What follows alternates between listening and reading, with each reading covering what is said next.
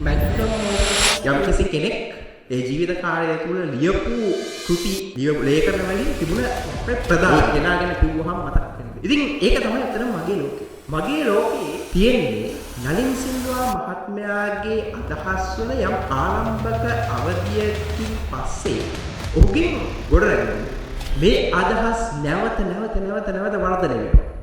අපි පසුකාලීන මුද්‍රණ සංස්කරණ අරගෙන බලුවොත් බලන්න පුළුවන් ඒවයි තියෙනවා විවිධ මුද්‍රණ වලට විවිධ සංස්කරණ වලට කරපු පෙරවර. ඒකේ බලන්න පුළුවන්. එතන ඉඳලා මගේ ලෝකයේ මුල් පිටපතේ ඉඳලා කොතරම් දුරක් මේක වෙනස් වෙලා තියෙනවද කියන එක. ඔය අවසාන තැන ඉඳලා මම කිව්වා මම දැක්කේ ඔහුගේ අදහස් වල වර්ධනයේ අවසාන අවධියක් කියලා. එතන ඉඳලා ඉතා විශාල වර්ධනයක් සිද්ධ වුණා.